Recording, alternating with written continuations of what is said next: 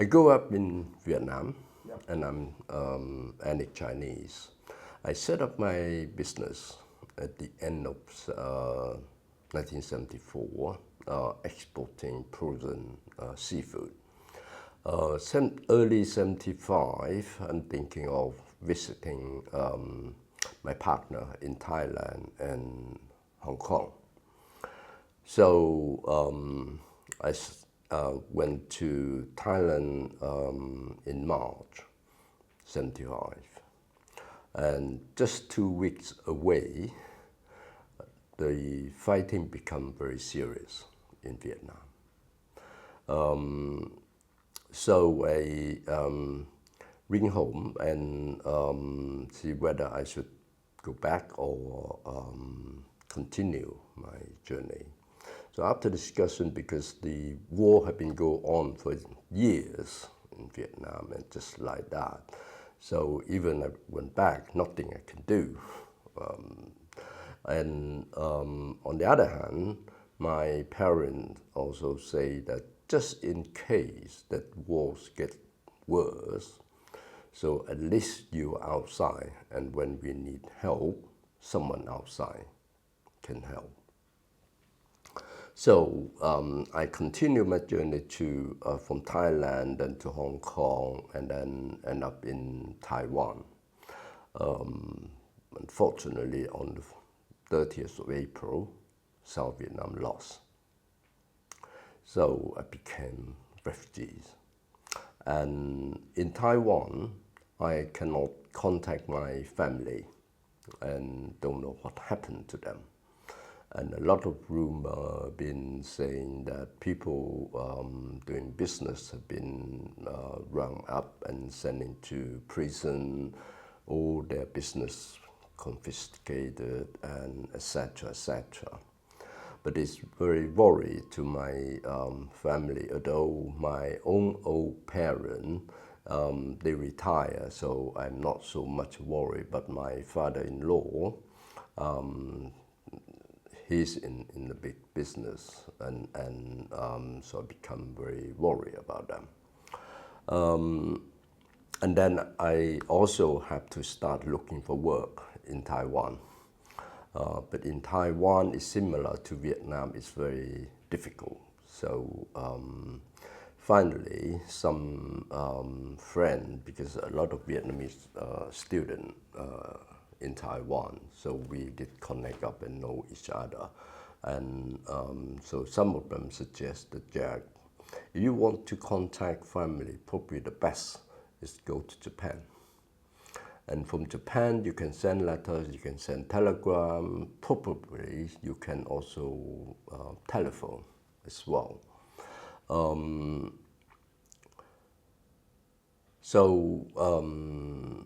They're all, about 5, 6 of them getting together and lend me some money.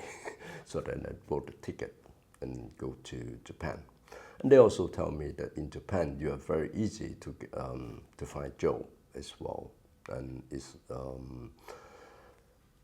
and I also speak some Japanese as well, so that helped when I get to Japan. So I went to Japan, and then I meet the friend that they introduced me there, and then almost immediately I arrived about 7 at night, and friend take me out for dinner, and then at 10 I start work in the restaurant. But luckily the restaurant also provide accommodation as well, so it saved me a lot of money that I had to find to rent a room in somewhat. So then I can send letter home and try to find out what happened to them. And so I got a letter. The letter would take several months to travel to get to Vietnam and then come back.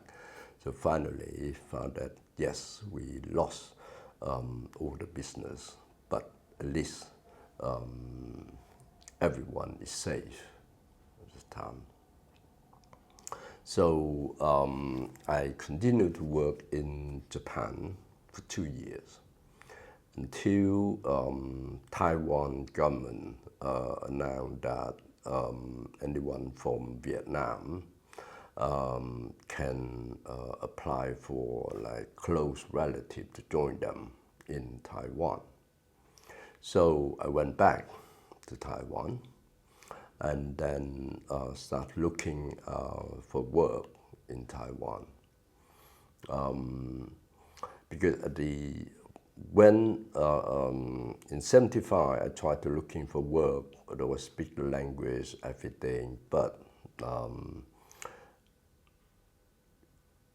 within a month I sent about 100 CV out and applied for job. I almost get interview every day, but nobody want me. So this time when I get back to Taiwan, I start to looking for work with some foreign company instead of Taiwan company, like American, French, or German company. So I applied to an American company who import milk powder and pharmaceutical thing. And so I just applied for a driver job, delivery, that.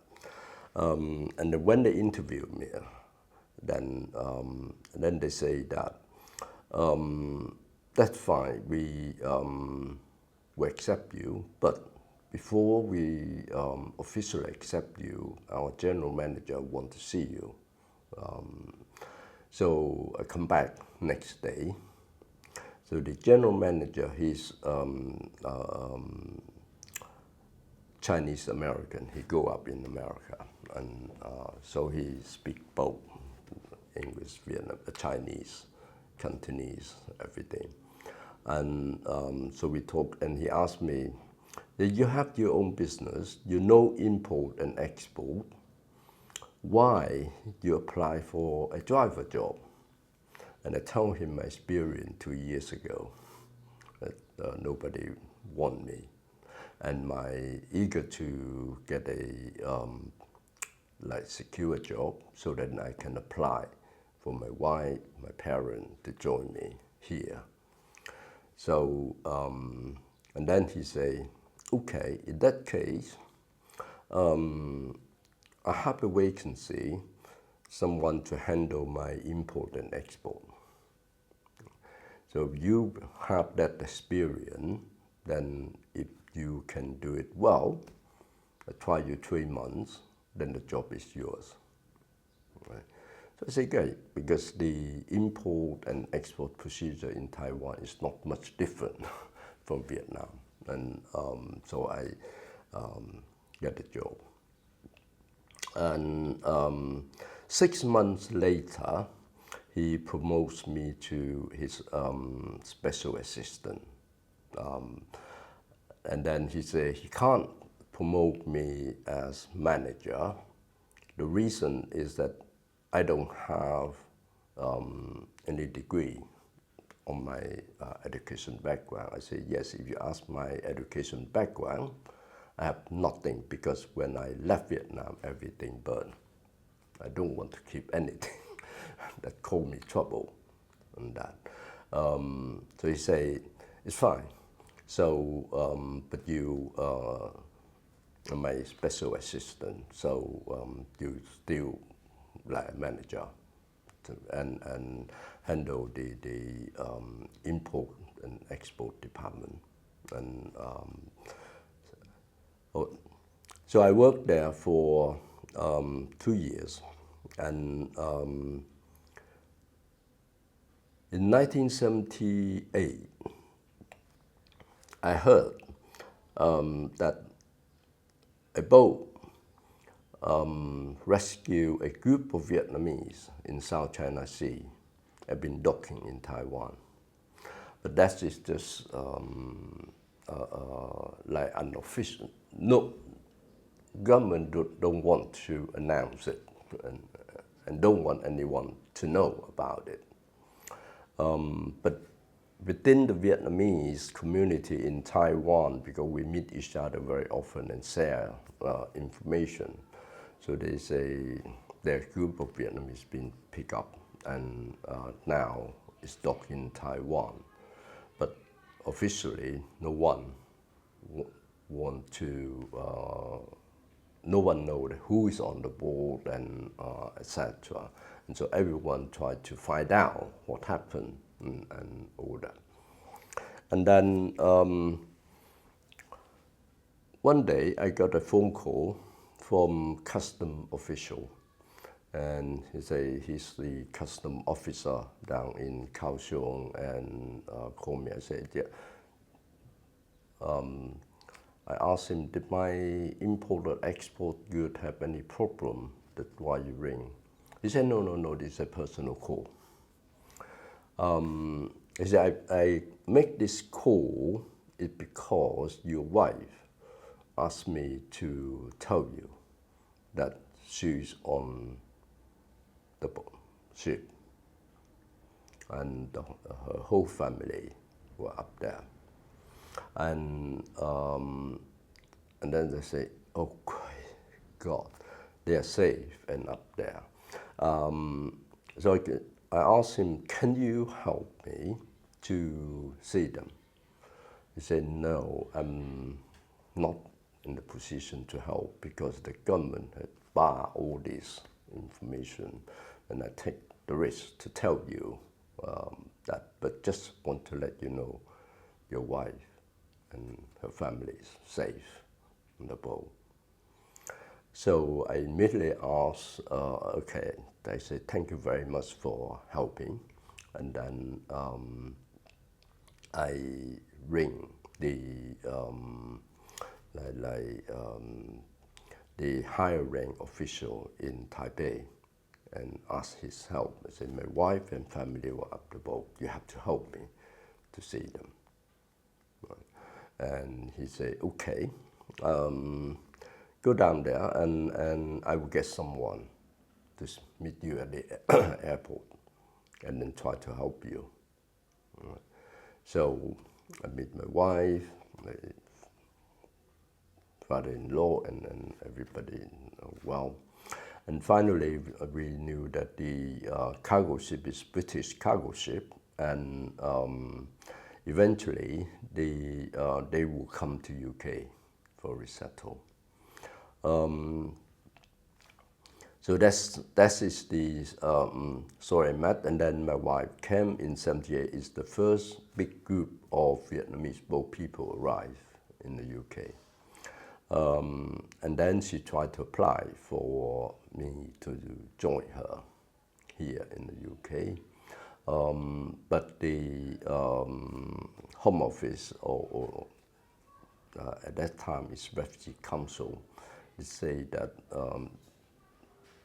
Britain have no any relationship with Taiwan government, and they don't even know where Taiwan is, just tiny island and etc. Right? And so they say that how can they help and get me here?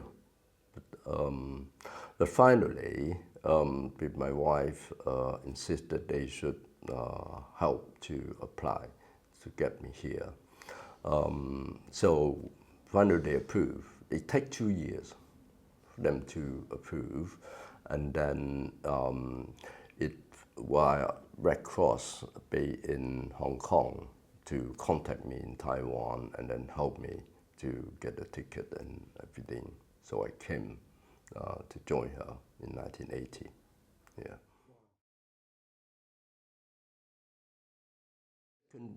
Since I arrived in the UK, okay, my main concern at the time is my elderly parents still left behind in Vietnam.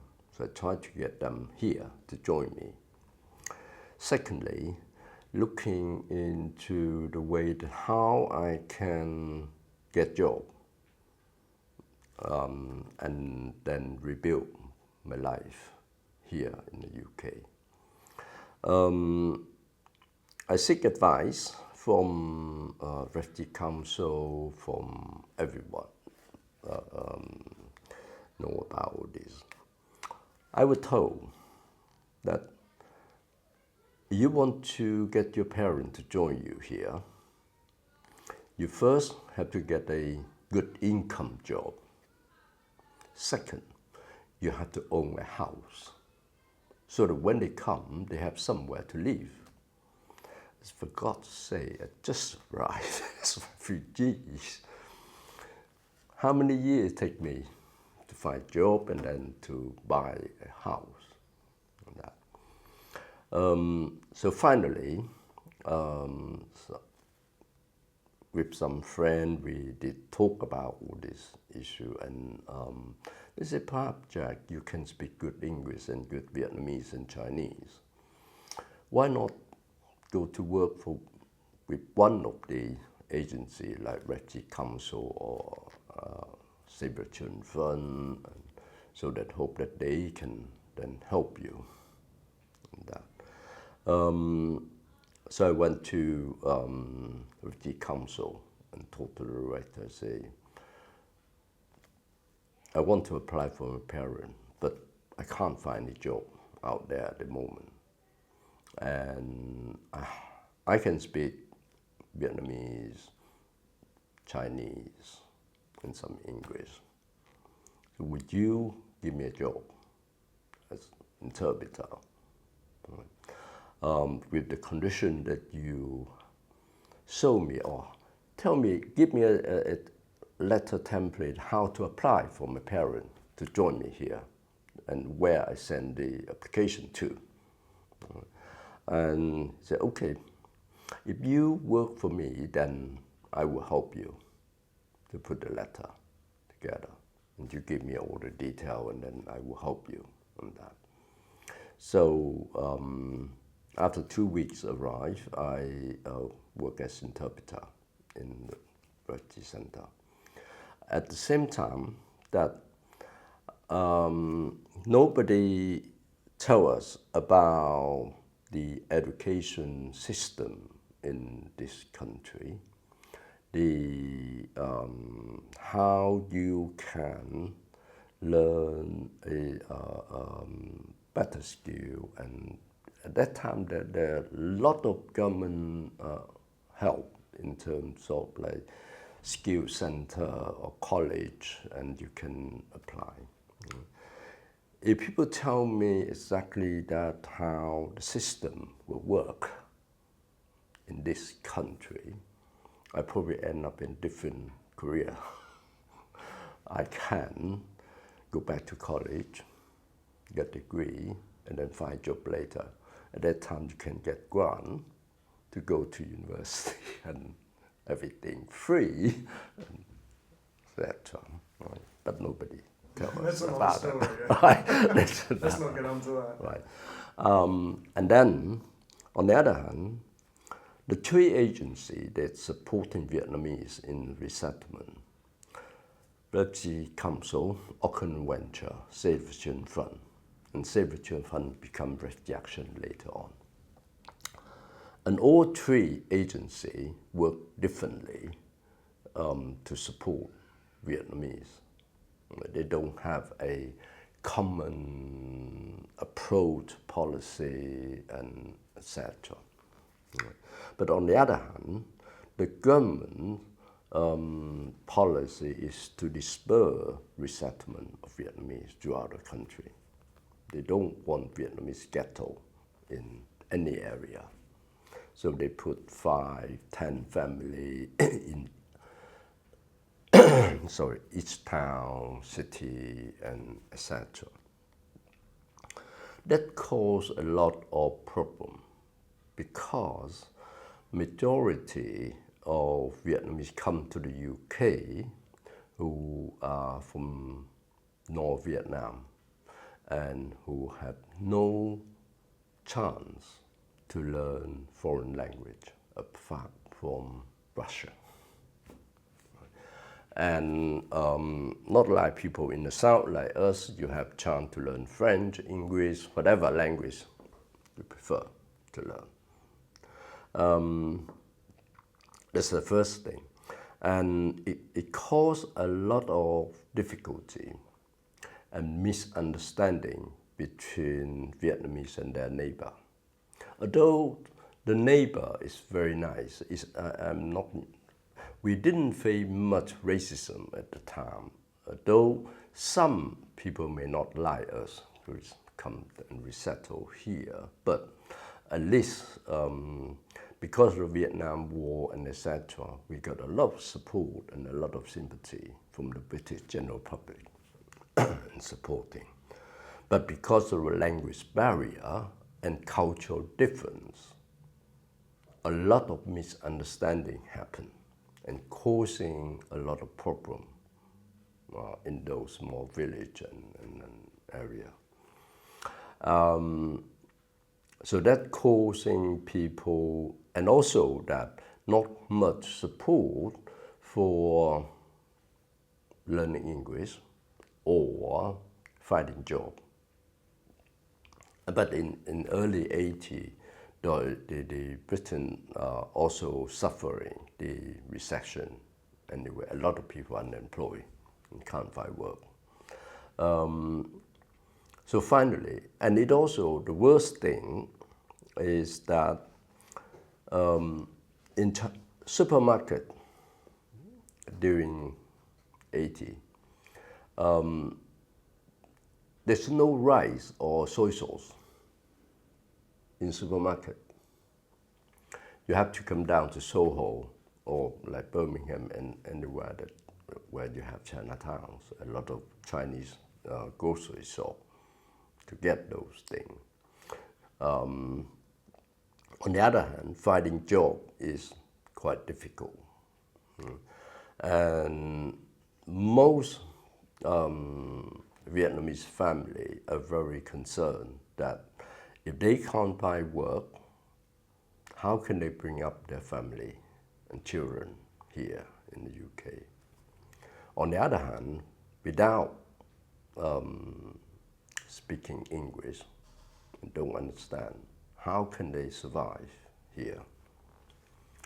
So finally, people start to make move. In 84, 85, we call it secondary migration. People give up nice house area in the rural area, start moving to bigger city. People near London move into London, near Birmingham move to Birmingham, and Manchester similarly on that. And then in 1988, the Home Office announced that it had been more than 10 years supporting Vietnamese resettling here. So therefore, resources are running out. And so from 89 onward, there won't be much resource to support Vietnamese. So three agencies, Refugee Action, Refugee Council, and Quynh Venture. And the Home Office also announced that probably they will keep around £100,000 a year to support Vietnamese. £100,000, nothing. At that time, probably you can employ 4 people, etc. But then 3 agencies start to fighting each other, try to get that money.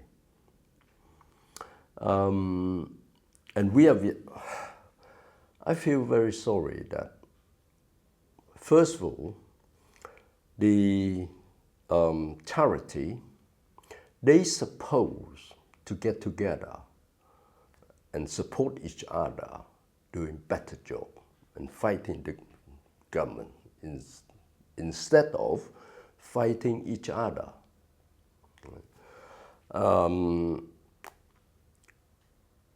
So Refugee Action, at that time I was working for Refugee Action, and Refugee Action felt that they've been squeezed out because they are newly established, only established since '83, And they come out from Save the Children Fund that become Refugee Action.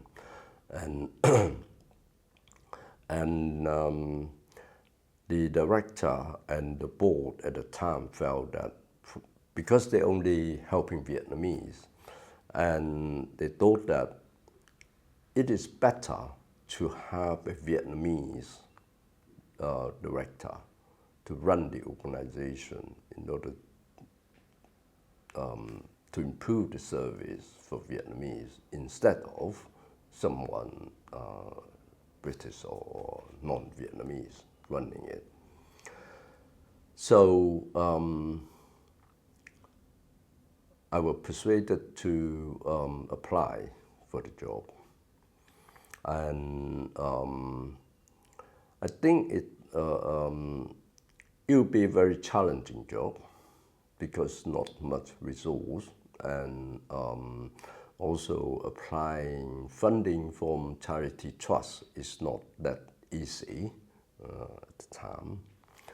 But on the other hand, we knew that in late 80s, there's still a lot of Vietnamese in Southeast Asia, Hong Kong.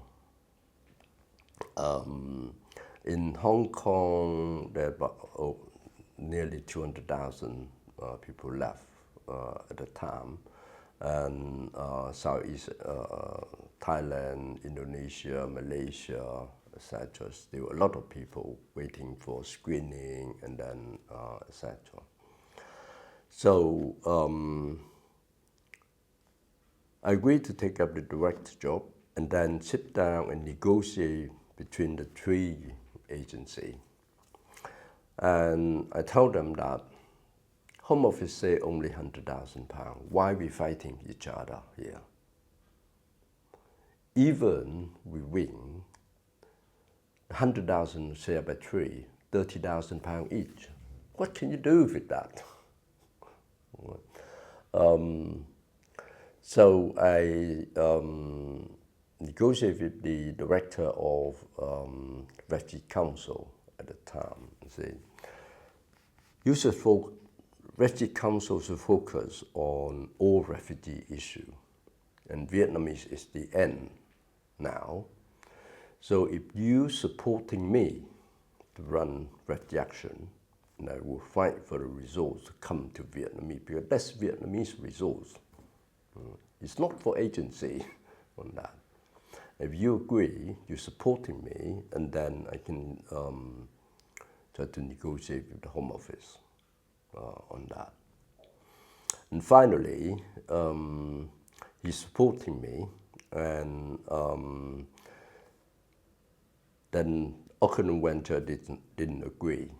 But then we went to meet the Home Office, and Home Office suggested, okay, both you put into a proposal how you're going to use this £100,000 to support the Vietnamese.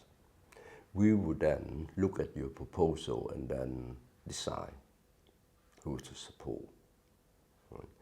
And so I wrote a proposal for a continued community development in the country, just help Vietnamese community to set up and strengthen their community organization so that they can support themselves in the area, instead of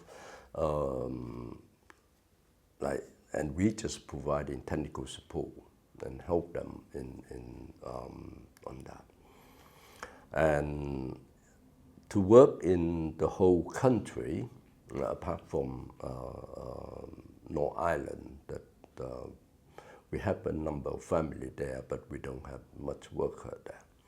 And so it's Scotland, England, and Wales that we will set up the regional office and also to provide support to community organization.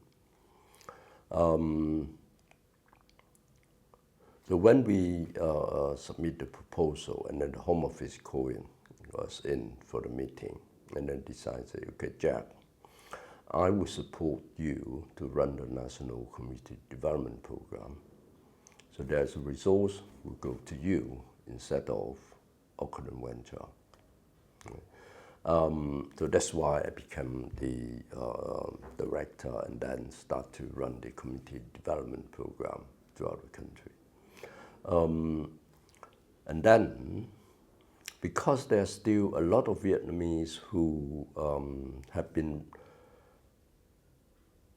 majority are waiting for screening to determine whether they eligible for refugee status or not. But there are a small number, especially Hong Kong, there are about 3,000-4,000 Vietnamese who have been recognized refugees, but no one wants them. So I went to meet the minister and tried to persuade him, why can't you consider to take some of them, so that if you take the lead, then some other Western or European country will follow, so that Hong Kong Vietnamese problem will be resolved. Otherwise, they will strand there. And 97 is approaching. Hong Kong have to return to China. And you have to clear the camp anyway at the time. So after consider, he agreed to accept another 1,000 Vietnamese. And then he asked me, Jack, you prepare how you're going to resettle this new arrival. But at the same time, in '89, I think the UNHCR also called a second Indo-Chinese refugee problem conference in Geneva. And then the same purpose is ask all resettlement countries to consider to resolve the issue. So British government agreed to take another 1,000, I mean the 2,000 Vietnamese will be accepted to resettle here. Now, in prepare for resettlement, and the way I will do it differently from the first one 10 years ago is that I first put together a pamphlet about system in the UK world. Social security, housing, education, social service, benefit, nationality, each of them, a booklet about it. And I translated that booklet from, wrote it in English, but then translated into Vietnamese and Chinese. And use this booklet as teaching material to prepare people in Hong Kong, in other Southeast Asia camp before they arrive, so they understand how the system in this in the UK work. Because a lot of people coming to the UK and told me that when they were in Hong Kong, nobody want to come to UK because people say everything in the UK is very expensive, and weather is cold, and not much support around, etc. So that's like making people that feel that life in the UK would be very difficult for them if they come. But when they come, then they start to know, nobody tells them about the social security system. Here you can get benefit while you're looking for work, and etc. So that is the first thing I do. And secondly, I negotiate with the Home Office and they say, I don't want the second resettlement program a dispersal again. I want to settle them in area that already sizable Vietnamese already exist. And the best is where the community organization already established, so that they can get support when they move into their new home. So the minister agreed with me, said, Jack, yeah, the first one, dispersal, is wrong, and that causing more trouble them. So therefore, I target several cities. For 2,000 people, it's not much, and it's fairly easy in terms of getting housing and all that. So we first making the for those who under new arrival, if they have close relative in which area, and they can tell us. So we try to resettle them in those areas. They get friends already there to support them. And we also negotiate with housing association and housing department in the local area and inform them that the new arrival, although we don't know how much yet they are in the area, but that is the way that we would like to see that they live in. So we get quite good support from housing association as well as local authority in providing accommodation in that base. So people get some support when they first arrive. And first thing that they have to live in the reception center, familiar and learning some English before we resettle them. And then after resettle, then they get local community group to support them. So that's a much better way in the resettlement on that.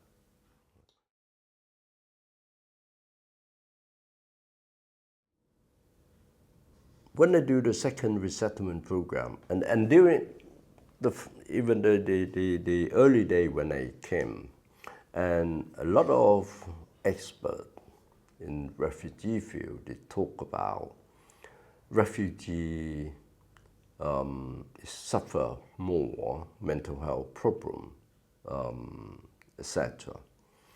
And I tell them that no, I disagree. I'm refugees. Yes, we did suffer a lot in the past, but we're now in a safe country. So my focus will be looking forward and how I can re-establish my life here. And we try, and also that with Vietnamese and Chinese background, we try to forget what we have suffered in the past. And I'm very, very upset. Some journalists, after years and repeat, come, tell us your story, tell us what you've been suffering. I want to forget it. Why you ask me all that question again and again on that? But then, yes, probably I'm wrong in that. Many people, Vietnamese, suffer mental health. The issue I will identify that people suffer mental health is that when I, doing the second resettlement program, people who have mental health have been officially diagnosed by the doctor in the Southeast Asia, Hong Kong, etc. Nobody wants them to resettle. That's the first thing I learned, and I become very concerned about it.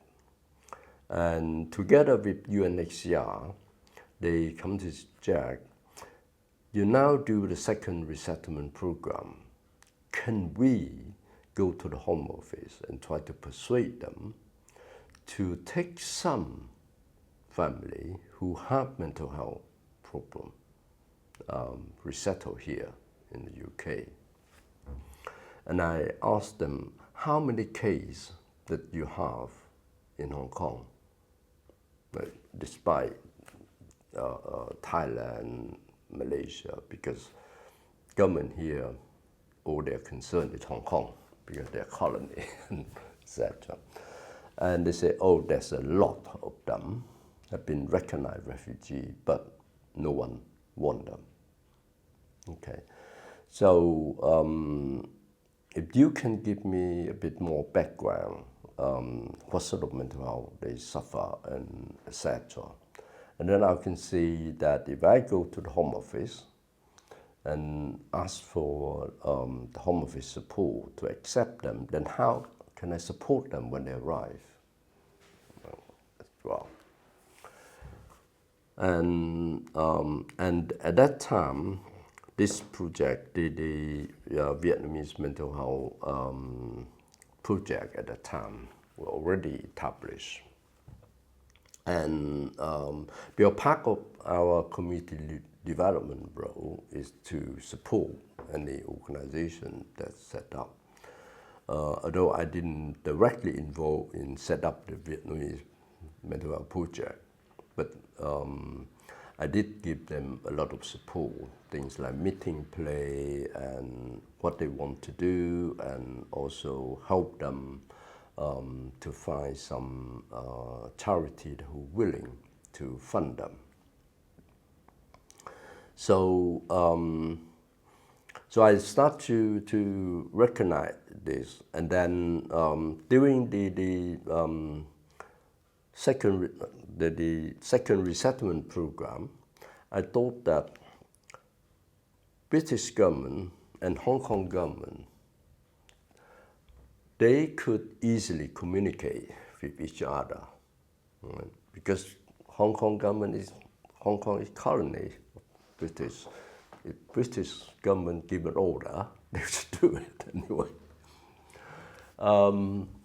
So I asked Foreign Office to give me all the, the first Home Office asked me, Jack, do you want to go out to Hong Kong to select people for resettle in UK? And I've been thinking about that, but then tell the minister, say, it's very unfair for me because I'm Vietnamese. And you asked me to set up a criteria, who to accept, who not to accept. You make me in a very difficult position.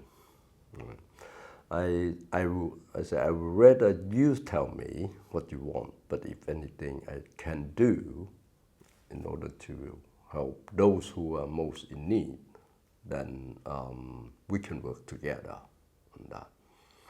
And so therefore that I negotiated at first, the 2,000, I would keep like 10%, 200 pays for so-called vulnerable people, elderly who have no family support, people with disabled, physical disabled, and unaccompanied minor who have no family in supporting them if they want to come to UK at the time. I didn't think of people with mental health at the time. But then when UNHCR approached me, then I include mental health people into it. So I went to the Home Office and talked to the minister. I said, this is what UNHCR suggests. And will you consider? They say, to consider, yes, but he said, Jack, how are you going to support them? I say, okay, let's have a, in the agency, all different departments from the government, Department of Health, Social Service, NSS, everybody getting together. And then to see what's the best way in supporting. And in the meeting, the Home Office Minister asked people from the Department of Health that this is what Jack suggests, to have a group of Vietnamese who have mental health problems to resettle here. What do you all think? And what can we do? So the person from Department of Health start to think about and then say, oh, it's very tricky. It will be very, very expensive. So we need to set up a special program to support them. And I sitting there and say, no, we don't need that, because when they first arrived, we were refugee, we got permanent resident, we're entitled to all NSS care. All we need is someone who knows the language, know the culture, to support. So therefore, and also that the Vietnamese Mental Health Project already established, and they can provide support to this group of people. And on top of that is the local community group can also supporting them. And so therefore that all result we would need is for Department of Health to support Vietnamese Mental Health Project. Brilliant, brilliant. Okay. So exactly. So the main reason behind it was part of that tranche that came over. Just it's very few family. It's only less than 10 family who accepted under the program, but we identify people with mental health problem is because there are quite a number of issue here. The way the how to put it, the dispersal, the different policy and procedure support in working with Vietnamese. I'll give you an example. In 85, 86, we identified a number of young Vietnamese men suicide in London. And in the community, we start to wonder what happened. But we worked in the field, and people, we like provide support to each of the family, and some of them are young when they arrive. We knew that when they escape, because they cannot afford to pay for the whole family to escape together. So usually they send the boy out and hope that after the boy get out and resettled, then they can support them back. But because the way in the UK work,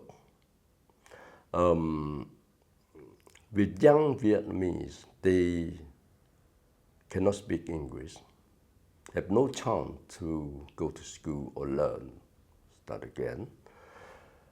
Some are lucky, maybe that they can then pick up job in Soho, in the restaurant. So they get income and they can support their family back home in Vietnam. Similarly, I talked to some young people, yes, they want to get their family to join them here. And some of them, when they were told that you have to have a place for your parents to stay in case that they arrive, or in case Home Office may come to visit, and make sure that you get a place for them to stay. So they work very hard, and then they rent an empty house, waiting for the Home Office to come to check. What's such a waste for people? Home Office didn't ask for that, but we were not told at the time. Nobody know about it. So, and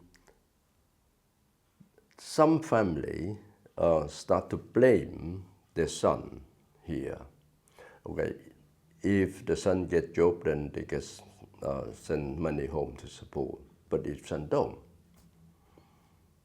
they can't do anything. They even can't cope with their own life here. How can they support their family back home?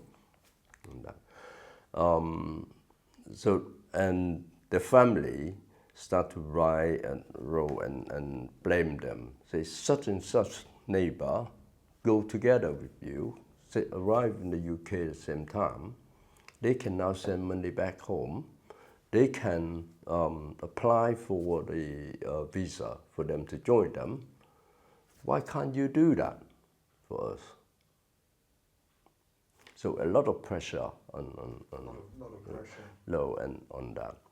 For older people, now many of them, after arriving in the UK, yes, they know they are safe, but then when they didn't get a job, and they don't have to worry about everyday life, but then what they do, sitting at home, just thinking back the good old day and which loss already. And they just build on all the stress for their life. Some put more effort into their children, try to get them into do well in school and then go to university and etc.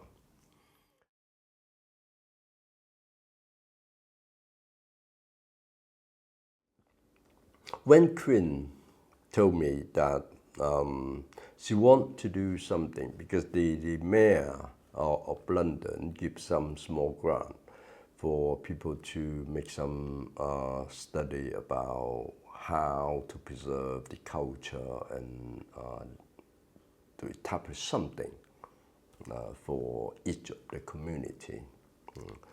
I think, and I support her because I felt that it's a good idea for Vietnamese to do something.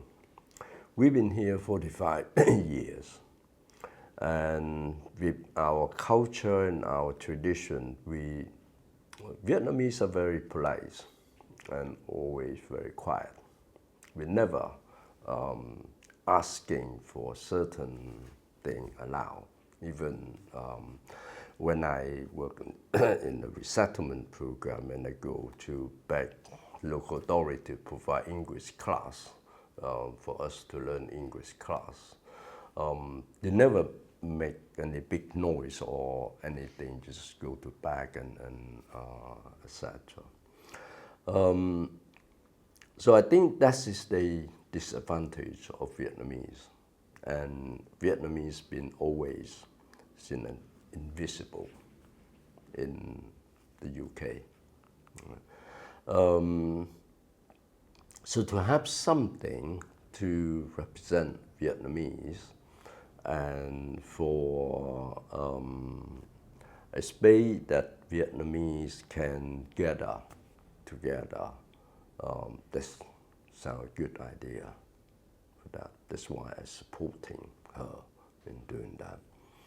Although we know that it's not easy, but we managed to get to most of the hurdle now is the how we find the money to build it.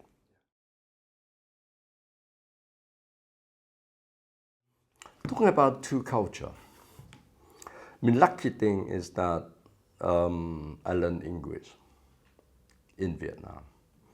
And although I don't know much about England apart from Big Ben and Fox, I do have my teacher who was English, and I did met them after resettle here as well, and they also come back from Vietnam. They're teaching in Vietnam when I worked in the college. and I met him when he come back here. So, and it also that I came when I was in early 30, and talking about two different culture. I always ask and go between the older generation and younger generation Vietnamese in between, because the older generation who want the Vietnamese keep the Vietnamese culture and live the way Vietnamese live. But you are in England here, totally different.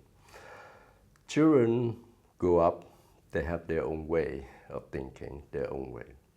And quite a lot of family get into conflict because of that. So I'm in the middle and try to help people to talk to each other and resolve that. And for me, personally, it doesn't matter whether British culture or Vietnamese culture. We have to recognize, yes, we have some good things, but we also have some bad things. And we have to, how to go around it. We want to keep the good thing, but also learn the good thing from others as well. So that is the way I personally felt on that. And taking example that we believe that our children, when they were very young, they should learn and speak Vietnamese, apart from English. And I knew that because when I work in the field, that a lot of young children, when they come very young, they go to school, they pick up English quickly, very, very quick. And in Peterborough, that when I did notice that in the primary, when you move to secondary school, usually they take the test. And we found a Vietnamese kid, when they go to start from primary and move to secondary, and they do the test, they're always on the top. But there's a group of young Vietnamese, when they came 12, 13, or 14, and start to learn English, it's very difficult for them. And especially when they put in the secondary school, and sitting in the class, don't understand what teacher is talking about. I remember one time, the parent, we have about 5 or 6 of them in that category. And the teacher advised the kid that forget about English, forget about math, forget about physics. Go to cooking class, go to some sort of hand skill craft. And they went back and told their parent about it. And the parent very, very upset. Said, I want my kid go to university. If the school without supporting them, the story ends. They will come out without qualification and have to go to labor job and all that. And that's not what they come here for. So they asked me help, and I went with 5 or 6 of them to see the headmaster and tell them if they can give extra support to our kid, extra English tuition, we would try to, the parent would try to get some help about their math and physics and etc. But if school supporting, then they have hope. Otherwise, they don't. So these 5 or 6 of the kids get some extra support from school, give them extra tuition and supporting them. And so they get O level, they get A level. At that time, there's no GCSE, but they gone through it. And all of them gone to university. And so the head teacher and headmaster later on tell me that, Jack, you're right. They need extra support in order to do that. Now for Vietnamese parents to understand the Vietnamese and English culture, and how can they help the kid and their children between the 2 different cultures. Some doing better, some not so good. Right? Because some have tried their best to support the kid and support what they want to do. But it's very much depend on the way the parents were brought up as well. Because we all brought up in a very different way. In Vietnam, you cannot question your parent, whatever decision they want you. You just have to obey. No discussion or question. But here, they're open up for discussion and try to learn and know each other in order to help. Especially, some parents felt that if kids' interest in art, in music, no future. Right? But that's kids' interest. Right? And now, most parents want kids go to university, become lawyer, become doctor, become teacher. But it's not everyone can do that. So they have to understand that. And that's part of my job is try to help the parent to understand.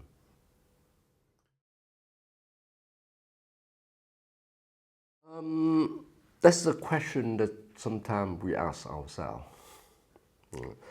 With Jim, I have my relative everywhere, America, Australia, and some friend in Europe. And sometimes we compare life, different part of the world. And I felt that in England, probably the best part is the National Health Service. You never have to worry about if you're sick and your treatment. Not like America, you have to spend a lot of money in order for treatment. The only problem on the NSS is the waiting list too long.